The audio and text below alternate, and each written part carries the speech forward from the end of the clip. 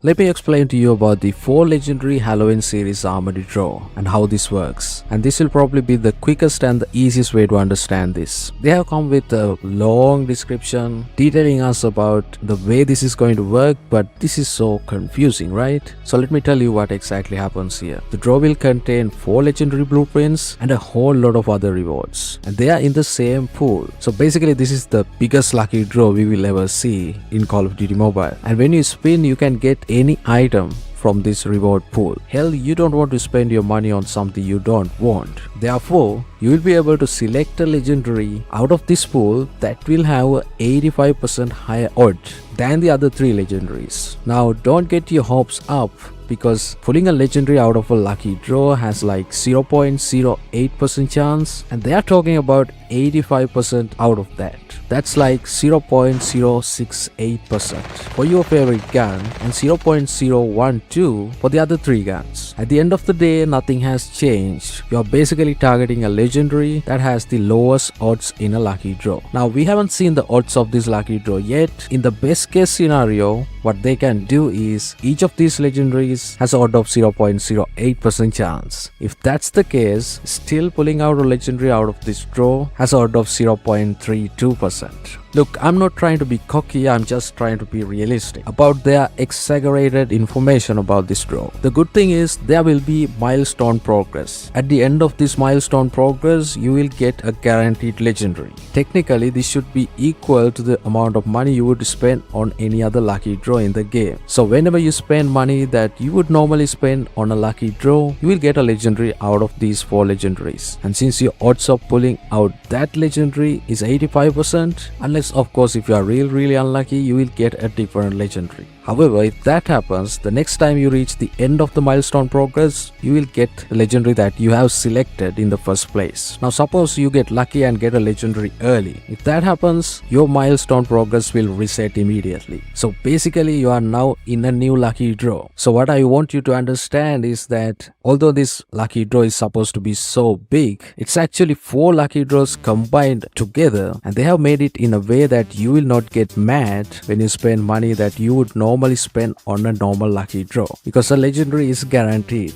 Another good thing they have done is if you receive duplicate items, those will be decomposed into series points, and when those points reach a specific value, you can exchange them for a free spin. In case you get a legendary gun as a duplicate, the amount of COD points you spend on that spin will be refunded, but your milestone progress will not be cancelled, which is good. When you receive all 4 legendaries, you will receive any of the items that you were not able to unlock when you are spinning this draw for free. So you don't have to spend money on this when you get all 4 legendaries. Also, all 4 legendaries are eligible to count for the prestige weapon. That's a win. Also, when you own all 4 Halloween legendaries, you will get the bonus rewards like the Mythic calling card, legendary frame, icon, and finally this emote. That's basically it. Now let's talk about something new. The brand new secondary weapon, nail gun, which is also supposed to be the secondary legendary weapon in the legendary top and lucky draw. The nail gun is a special weapon featured in Call of Duty Black Ops Cold War. However, it was later added to Call of Duty Warzone, and there it was classified as a submachine gun. Now I know what you are thinking, I will clear that doubt in a minute.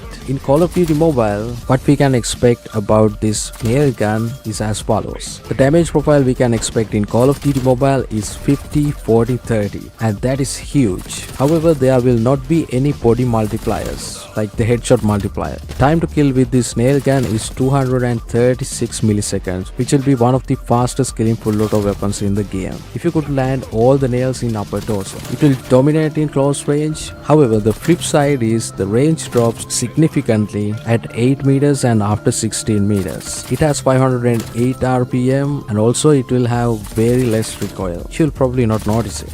So although it was a submachine gun in Warzone, when it comes to multiplayer, it is not a submachine gun. It is a special secondary weapon. What is a special weapon? A special weapon is a category that has weapons like the thumper, crossbow, and D13 sector. So this nail gun falls into the same category. The nail gun has a base magazine capacity of 15, and interestingly, trophy system works against it. Now you will see this as a disadvantage, but you can actually put it into good use. You will need just 4 nails to destroy a trophy with it. So suppose there's a trophy that you cannot reach directly, before you actually use your throwable, you can use the nail gun to destroy it. In Call of Duty Mobile Battle Royale also we can expect similar stats for the nail gun. And that was about the multiplayer and Battle Royale. What about the zombies? Nail gun is special in zombies. When you upgrade it via a pack-a-punch machine, it becomes the redecorator, gaining an increased magazine size of 90 and will also deal massive damage to the zombies. So I hope you guys understand why we have both the Undead Siege and the zombie mode at the same time, and that is not a coincidence. There won't be Call of Duty zombies without Richtofen, right? So we get a legendary version of him and also the nail gun. Definitely a really good time to play Call of Duty Mobile. The CDL bundle that was leaked few seasons ago can also be expected in the 4th anniversary. But the truth is, I won't believe it until I see it in the store, because they have done it before and I'm not buying it again. We didn't even get the Mac 10 Legacy in the global version. Like, come on, Call of Duty Mobile, release it already. The following leaks are brought to you by Dark Lord Slays, Murder Blast, Allian Gamer, and Amin GHX. Make sure you go and check them out. The links are in the description.